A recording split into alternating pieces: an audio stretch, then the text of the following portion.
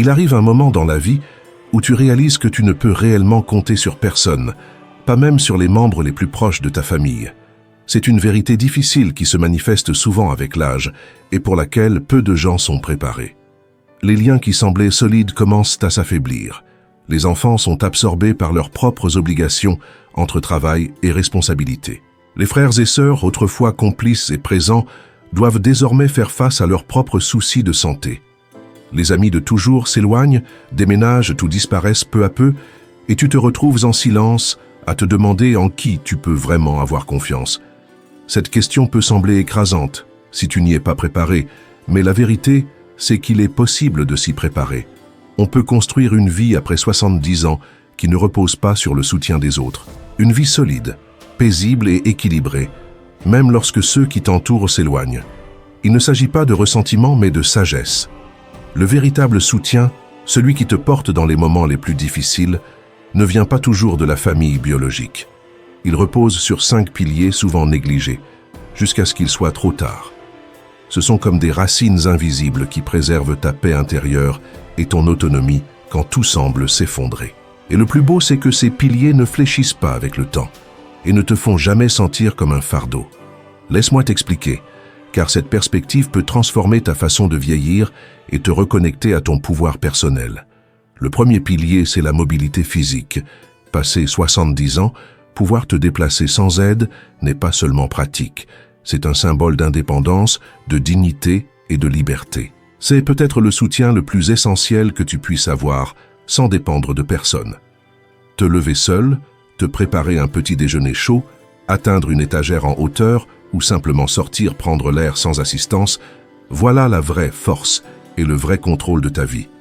Et ce pilier apporte aussi un soutien émotionnel énorme, souvent sous-estimé, car il nourrit ta confiance en toi et apaise tes peurs profondes. Car quand tu fais confiance à ton corps, tu n'as plus peur de devenir un poids pour les autres. Restons réalistes. Rester actif après 70 ans ne signifie pas courir des marathons, mais préserver ses articulations, son équilibre et assez de force dans les jambes pour se tenir debout en sécurité. Ce sont les petites routines quotidiennes qui construisent vraiment ce socle vital. Un peu d'étirement au réveil, une marche de 15 minutes ou quelques exercices doux avec des bandes élastiques peuvent transformer ta journée. Et le mieux, c'est qu'il n'est jamais trop tard pour commencer. Chaque mouvement que tu fais envoie un message à ton corps. Je veux continuer à avancer. Beaucoup pensent que la mobilité diminue forcément avec l'âge, mais c'est faux. Plus tu restes actif, plus ton corps lutte pour conserver cette capacité. L'âge ne détermine pas tout. Tes actions comptent davantage. Sur le plan émotionnel, garder ton corps en mouvement t'aide à surmonter l'une des plus grandes peurs des personnes âgées, celle de devenir dépendante. Quand tu as besoin d'aide en permanence, ton esprit se rétracte. Tu perds confiance, tu évites de prévoir des sorties, des voyages ou des visites, non pas par manque d'envie, mais par peur de ne pas pouvoir faire face. Ce n'est pas le vieillissement, c'est le repli sur soi. Mais ce n'est pas une fatalité. Je me souviens d'Harold, un homme de 78 ans que j'ai vu dans un parc en Floride, marchant avec sa canne, qu'il pleuve ou qu'il fasse soleil. Quand je lui ai demandé pourquoi il persistait avec autant de discipline, il m'a répondu calmement. Le jour où j'arrêterai de marcher, ce sera le jour où j'attendrai que les autres le fassent pour moi. Et je ne veux pas ça, je veux vivre. Son pas n'était peut-être pas parfait, mais c'était le sien. Et cela lui apportait la paix.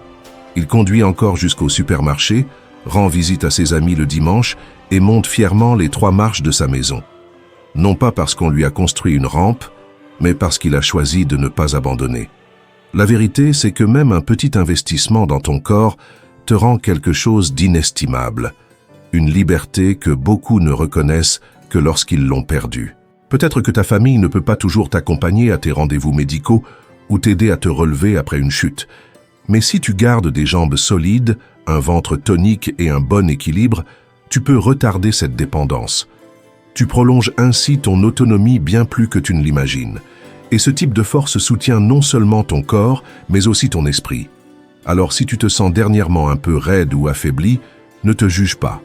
C'est normal. Ce qui compte, c'est de commencer là où tu es et de faire un peu plus aujourd'hui qu'hier. Pendant que tu prépares ton café, prends un instant pour t'étirer et, si tu peux, fais quelques pas dans le couloir. Ces petits gestes quotidiens construisent quelque chose de beaucoup plus grand. Une base solide, sur laquelle tu peux t'appuyer, qui te suit à chaque pas, peu importe qui est à tes côtés, ou non. Un autre pilier souvent négligé, c'est la simplicité financière. Après 70 ans, la paix intérieure ne dépend pas de combien tu as épargné, mais de ta capacité à connaître tes besoins, à maîtriser tes dépenses et à vivre dans tes moyens sans peur ni honte. Cette simplicité économique devient un véritable pilier dans la vieillesse, et contrairement aux autres soutiens, elle est entre tes mains. Le problème, c'est quand tes finances deviennent compliquées. Trop de comptes, des abonnements oubliés, plusieurs cartes de crédit, cela épuise et génère de l'insécurité.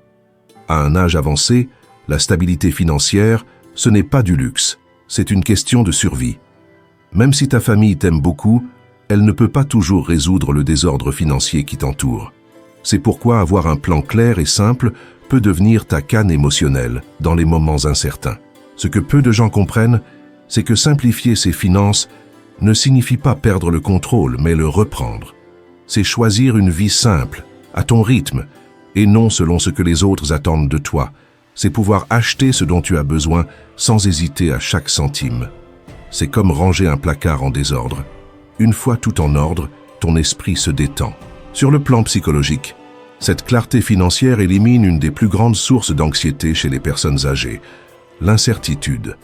Beaucoup se couchent avec la peur que leurs économies ne suffisent pas ou qu'ils ne pourront pas se payer de l'aide en cas de besoin. Ces préoccupations volent bien plus le sommeil que n'importe quelle douleur physique. Mais quand tu sais exactement où va ton argent, que tes dépenses sont conscientes et que tes besoins sont couverts sans excès, tu dors mieux, tu marches plus sûr de toi et tu te sens plus stable. Je veux te raconter l'histoire de Lorraine, ma voisine de 74 ans, ancienne bibliothécaire. Après avoir perdu son mari, elle a décidé de consulter un conseiller financier pour reprendre le contrôle. Elle a déménagé dans une maison plus petite, réduit ses dépenses, gardé une seule carte de crédit et annulé les abonnements inutiles. Un jour, elle m'a confié paisiblement. Avant, j'avais peur d'ouvrir mon courrier. Aujourd'hui, je le fais calmement, sans souci. Elle a même commencé une petite épargne, qu'elle appelle son fonds de liberté, où elle dépose parfois 10 $. Ce qui compte vraiment, ce n'est pas la quantité d'argent que tu possèdes, mais le contrôle que tu exerces sur lui. Lorraine n'a rien fait de magique. Elle a simplement pris la décision calme et ferme de simplifier ses finances pour se concentrer sur l'essentiel. Vivre pleinement et non simplement survivre. C'est là une leçon précieuse. Lorsque ton économie est simple, tu as moins besoin de soutien extérieur pour la gérer. Tu n'as pas à appeler ton fils à chaque doute sur une facture, ni à attendre qu'un proche t'explique les termes compliqués d'un contrat. Tu gardes le contrôle. Si la gestion de l'argent t'angoisse, apaise ton esprit. Il n'est pas nécessaire d'être riche, il suffit d'avoir de la clarté.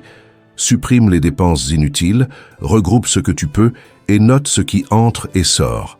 Rends les choses si simples que tu pourrais les expliquer à un ami en prenant un café. Car la véritable sérénité ne se trouve pas dans les chiffres, mais dans la compréhension de ce qu'ils signifient. Si tu regardes cette vidéo et que ces idées résonnent en toi, c'est que tu recherches plus que des données. Tu cherches un véritable changement. Si ce contenu t'apporte quelque chose, laisse un commentaire pour nous dire que tu es là, et si tu ne t'es pas encore abonné, fais-le maintenant et active la cloche pour ne manquer aucune de nos prochaines vidéos. Ton soutien nous pousse à continuer à créer du contenu à la fois informatif et inspirant. Passons maintenant au troisième pilier, une routine constante de soins personnels. Après 70 ans, le meilleur soutien ne vient ni des enfants, ni des voisins, ni des médecins, mais des gestes quotidiens que tu accomplis toi-même. Je ne parle pas de mode passagère, d'exercices extrêmes ou de compléments alimentaires coûteux, mais d'habitudes simples et régulières qui maintiennent ton corps et ton esprit en équilibre. Quand ton corps est fort, ton esprit le devient aussi. Beaucoup de gens attendent qu'un problème survienne pour prendre soin de leur santé, mais c'est comme essayer de boucher une fuite en pleine tempête. Tu réagis toujours dans l'urgence. À l'inverse, avoir une routine bien établie change tout, car cela te place aux commandes. Marcher le matin, bien t'hydrater, étirer tes jambes, prendre tes médicaments à l'heure, choisir des aliments nourrissants. Tout cela montre clairement que tu te respectes et que tu te donnes de la valeur. Ce rythme quotidien te soutient même les jours où tu te sens fatigué ou découragé. Il y a un pouvoir silencieux dans la routine, surtout à un âge avancé. D'un point de vue mental, les routines réduisent l'anxiété en évitant la fatigue des décisions constantes. Tu n'as plus besoin de te demander si tu dois faire telle ou telle chose. Tu le fais simplement. Cette prévisibilité crée de la stabilité. La stabilité renforce la confiance. Et la confiance t'affranchit du sentiment d'être un fardeau. Tu peux alors affirmer sereinement « Je suis encore capable, je suis toujours en mouvement, je prends soin de moi ». Laisse-moi te parler de Frank, un ancien électricien de 81 ans que j'ai rencontré il y a quelque temps. Chaque matin, à 6 heures précises, il prépare une tasse de thé vert, fait 15 minutes d'étirement en position assise, prend ses médicaments, puis marche une demi-heure dans son quartier, qu'il pleuve ou qu'il fasse beau. Un jour, il m'a dit « Je ne le fais pas pour faire du sport, mais pour me rappeler que j'ai encore de l'importance ». Cette phrase m'a profondément marqué, car sa routine ne parle pas de sa condition physique, mais de son identité, de cette part de lui qui refuse d'abandonner malgré les années. Tu ne l'as peut-être jamais envisagé ainsi, mais avoir une routine réduit réellement le besoin d'aide extérieure. Tu oublieras moins facilement de prendre tes médicaments. Tu réduis les risques de chute ou de désorientation au cours de la journée. C'est comme tracer un chemin clair dans une forêt couverte de brouillard. Même si tout semble flou, tes pieds savent exactement où aller parce qu'ils ont parcouru ce sentier encore et encore. Ce type de soutien est authentique et le plus beau, c'est qu'il ne dépend que de toi. Bien sûr, il y aura des jours difficiles où tes articulations te feront souffrir, où l'énergie manquera, où le mauvais temps t'obligera à rester chez toi. Mais ce n'est pas grave, car la routine peut s'adapter. L'essentiel n'est pas la perfection, mais la persévérance. Il ne s'agit pas de tout faire, mais de ne jamais abandonner complètement. Un petit tour dans la maison, quelques respirations profondes près de la fenêtre ou un simple verre d'eau avant de dormir ne sont peut-être pas de grandes actions en soi, mais mises bout à bout, elles forment un réseau invisible qui te soutient, t'enveloppe et t'aide à avancer avec sérénité. Si tu sens que ta routine s'est égarée ou que tu es resté bloqué quelque part, commence doucement, par une habitude, un geste. Chaque fois que tu prends soin de toi, tu envoies un message puissant. C'est toi qui prends soin de toi. Et ce genre de soutien, personne ne peut te l'enlever. Nous arrivons maintenant au 4e pilier, peut-être l'un des plus ignorés, mais aussi l'un des plus transformateurs. La résilience émotionnelle. Cette forme de force grandit avec l'âge et n'a rien à voir avec l'argent ou la santé physique. Lorsque ton monde intérieur est solide, tu es capable d'affronter presque n'importe quelle épreuve. La solitude, les pertes, les déceptions, les blessures familiales, tout cela a moins de pouvoir sur toi lorsque tes émotions sont stables. La résilience émotionnelle, c'est la capacité de t'asseoir en silence sans te sentir vide. C'est traverser les moments difficiles sans t'effondrer. À 70 ans ou plus, la vie t'a beaucoup donné et beaucoup repris. Peut-être as-tu perdu ton partenaire, tes enfants se sont éloignés, ta santé a changé. L'une des erreurs les plus courantes est de croire qu'être forte émotionnellement signifie ne jamais être triste. Mais ce n'est pas vrai. La véritable force réside dans le fait de te permettre de ressentir la douleur sans qu'elle t'engloutisse.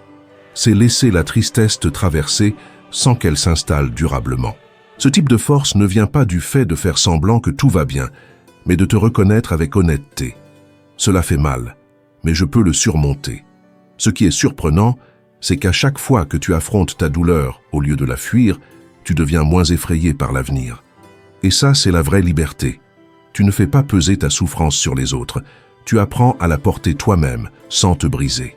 Je veux te parler d'Eileen, une femme de 77 ans qui a perdu son mari il y a 5 ans et vit seule depuis. Je lui ai demandé ce qui l'aidait à traverser les jours difficiles. Elle m'a répondu « Chaque soir, j'allume une bougie. Pas par religion, mais parce que cela me rappelle que je suis encore là. Certains soirs, je pleure, d'autres, je ris, mais je me dis toujours « Tu as survécu à cette journée ». Ce simple rituel est sa manière d'honorer sa douleur sans la laisser l'engloutir. C'est ça la résilience. Et cette résilience émotionnelle ne sert pas uniquement dans les grandes tragédies. Elle est aussi essentielle face aux petites déceptions du quotidien. Quand ton fils n'appelle pas, quand un ami déménage, ou quand tu constates que tu n'arrives plus à faire certaines choses aussi facilement qu'avant. Si tu t'effondres à chaque changement, la vie devient trop dure pour être savourée. Mais quand tu renforces ton monde intérieur, tu gagnes une grande liberté. Tu ne dépends plus des décisions des autres, ni des imprévus de la vie. Tu gardes le contrôle parce que c'est toi qui choisis ta façon de répondre. D'un point de vue psychologique, la résilience transforme ton cerveau. Elle aide ton esprit à s'apaiser, apprend à ton système nerveux à ne pas réagir de manière excessive et t'apporte la confiance nécessaire pour affronter l'incertitude et aller de l'avant. Dans la vieillesse où l'incertitude est fréquente, c'est l'un des meilleurs outils que tu puisses avoir. Si tu te demandes comment cultiver cette résilience, le premier pas est la conscience. Traite-toi avec douceur. Laisse tes émotions exister, mais sans les laisser prendre le dessus. Trouve de petits rituels qui t'ancrent dans le présent. Écrire chaque jour dans un journal, marcher parmi les arbres, écouter une musique qui apaise ton âme et te rappeler sans cesse une vérité puissante. Tu as surmonté toutes les épreuves jusqu'à aujourd'hui. Ce n'est pas un hasard. C'est une preuve de ta force. Même si la famille s'éloigne et que la santé vacille, si ton noyau émotionnel est fort, tu garderas l'esprit clair, le cœur stable et la paix de savoir que tu suffis à toi-même. Il y a une immense force à posséder un ensemble personnel de valeurs, surtout après 70 ans, quand les changements autour de toi sont constants, que certaines personnes te déçoivent et que l'avenir reste incertain. Cet ensemble devient ton guide, te rappelant qui tu es, ce qui compte, et comment tu veux vivre, peu importe le regard des autres. Beaucoup de personnes âgées perdent leur direction parce qu'elles ont vécu selon les attentes des autres. Elles ont été des parents exemplaires, des employés dévoués, des partenaires fidèles. Mais lorsque ces rôles s'estompent, une question surgit. Et maintenant, que reste-t-il? C'est là que ton code personnel prend tout son sens. Il représente la déclaration de qui tu es et comment tu choisis de vivre, même si personne ne te regarde. Un code solide peut être basé sur des principes simples: l'honnêteté, la bonté, la responsabilité, la simplicité ou le respect de soi. Ces valeurs ne cherchent pas à impressionner les autres, seulement toi-même. Et c'est justement ce qui leur donne leur puissance. En vivant selon tes valeurs, tu n'as plus besoin de validation extérieure. Les critiques ne t'atteignent plus, car ta paix intérieure ne dépend pas de ce que pensent les autres. Je pense à Howard, un homme de 80 ans qui m'a partagé ses 5 règles de vie. Toujours dire la vérité, ne pas gaspiller la nourriture, rendre ce qu'on emprunte, pardonner rapidement et dormir la conscience tranquille. Ce n'est pas un homme riche, ni entouré d'une grande famille, mais il marche avec une dignité rare parce qu'il sait qui il est. Son code est son ancre et son soutien. D'un point de vue psychologique, avoir des valeurs claires permet d'éviter les regrets et rend les décisions plus simples. Tu ne te demandes plus si tu as bien agi, car tu connais ton chemin. Cela génère aussi une grande stabilité intérieure. Quand la vie t'apporte des épreuves, tu ne paniques pas. Tu te demandes « Que me disent mes valeurs face à cela ?» Et cette réponse t'éclaire. Les études sur le vieillissement montrent que les personnes qui vivent selon un ensemble de valeurs définies éprouvent plus de satisfaction, moins d'anxiété et une meilleure santé mentale. Parce que la clarté amène la tranquillité. Une vie traversée par un fil d'intégrité jour après jour te garde debout. Ce qui est essentiel, c'est que ces valeurs t'appartiennent entièrement. Tu n'as pas besoin de les partager ni de les justifier. Il te suffit de les vivre. Et c'est cela qui leur donne leur pouvoir. Qu'il s'agisse de te lever tôt pour voir le lever du soleil, de t'abstenir de parler négativement des autres, d'être généreux avec peu ou de garder ta curiosité, embrasse ce qui résonne avec toi et laisse-le t'accompagner. Si à 75 ou 85 ans tu peux te regarder dans le miroir et dire « J'ai vécu fidèle à mes convictions », c'est cela le véritable succès. C'est cela le respect de soi. Personne ne pourra jamais te l'enlever. C'est une forme de soutien qui ne disparaît pas, car elle vient de l'intérieur. Et au fond, c'est cela le but. Ne pas simplement être rappelé par les autres, mais trouver une paix intérieure. Ton code personnel te donne cette paix, silencieuse et stable, qui te soutient quand tout change. Prendre soin de ton corps, avec des jambes solides et une alimentation équilibrée, fait la différence entre indépendance et dépendance. Ce soin n'est pas de la vanité, c'est de la sagesse. Une façon discrète de dire à ton corps « Tu comptes encore pour moi ». Il est aussi essentiel de garder l'esprit actif, curieux, connecté à de nouvelles idées et à l'évolution du monde. Ainsi, ton cerveau continue de grandir, avec ton sens du but, ton adaptabilité et ton lien avec la vie. Tu ne t'éteins pas, tu te transformes et tu te surprends toi-même. Et peut-être que ce qu'il y a de plus précieux, c'est ce code personnel, ce système de valeurs qui te définit, peu importe qui entre ou sort de ta vie. Cette boussole et ce bouclier qui te permettent de vieillir avec dignité et de partir en paix. Que signifie tout cela? Que le soutien le plus fiable après 70 ans n'est pas une personne, mais une mentalité, une façon de vivre basée sur des habitudes, des convictions et des pratiques qui te soutiennent, peu importe ce qui se passe à l'extérieur. C'est devenir ton propre pilier. Parce que si tu restes debout par toi-même, tu n'es jamais vraiment seul. Cette force intérieure ne fait pas que te consoler, elle te libère. Je t'invite, à la fin de cette vidéo, à prendre un moment pour réfléchir au soutien que tu possèdes déjà dans ta vie et à ceux que tu aimerais commencer à cultiver. N'aie pas peur de commencer petit. Les grands changements naissent presque toujours de décisions silencieuses et intimes. Merci d'être ici. Nous serions ravis de te lire. Laisse un commentaire avec quelque chose que tu as appris et comment tu comptes l'appliquer. Tes mots nous motivent, nous inspirent et nous rappellent pourquoi nous faisons tout cela. Si tu as aimé cette vidéo, merci de nous soutenir avec un j'aime, abonne-toi et partage-la avec quelqu'un qui en a besoin. Ton soutien nous permet de continuer à créer du contenu précieux pour t'accompagner à chaque étape.